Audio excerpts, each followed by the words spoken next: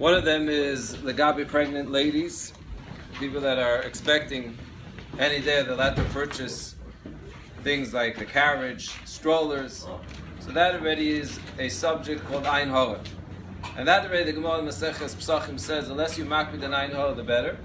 And therefore, the eitzah is not to pay so much attention, but to do a little bit. One of the eitzahs a person gives is not to bring it into the house, to buy it, because it's not really impractical not to buy it, but keep it in someone else's house covered.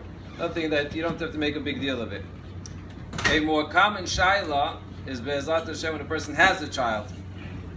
So I always heard this, Taka, and I'm going to call it the Baba Maise, but we're going to explain exactly what Baba Maises are and why they're so significant. So Rav Moshe Stern in Be'el Moshe, he was asked the following three shailas. He said, they asked him, what's the mocker for number one, when you have a child, not to let the child see itself in the mirror until it has teeth. That was the one shaila he was asked.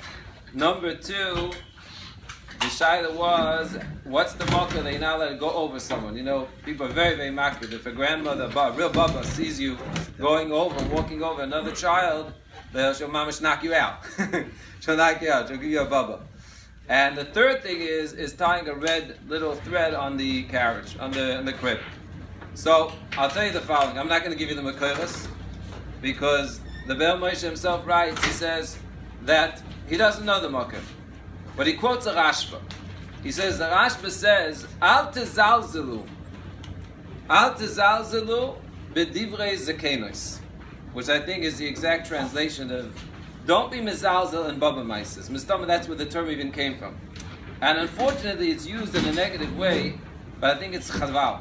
Because as Rav Moshe Stern writes, he says, every single act, especially if it's coming in the home, in the haim from the baba, there's something holy behind it.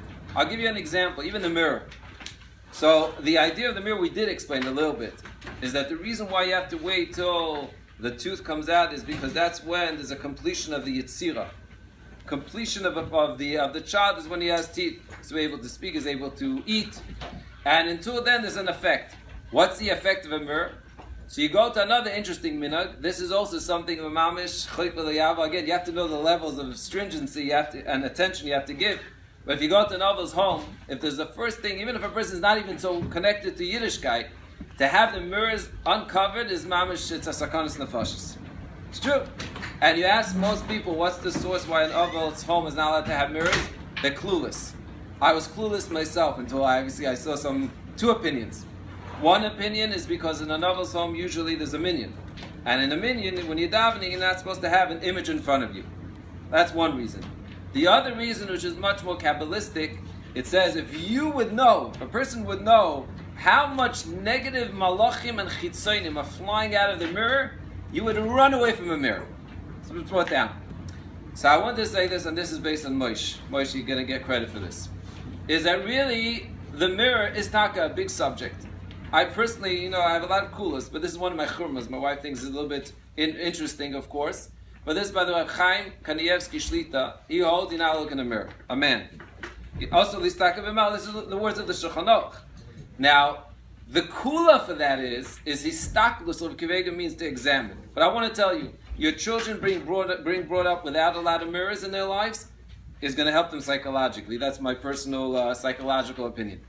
But on a deeper level, a mirror is a perfect example of why it's called the chitzonim are running at you, is because it's all about chitzonius. You're focused about the chitzonius. What happened? When it came to the kiyol, the women gave up the mirrors and it was used. Why? Because when a kohen comes to be working in the Beis HaMikdash, which is every one of us, you have to know that the ikar really, what do? They use the mirrors for something positive. So even a davar gashmi, the whole yesod is in a Beis HaMikdash is to take the davar gashmi, which is a behema, and to be maleh it. A mirror too, you could be maleh. So a person has to know the ikar yesod from here is every minute there's a tam shaboy, and it's holy of holies. It's kodesh kodesh.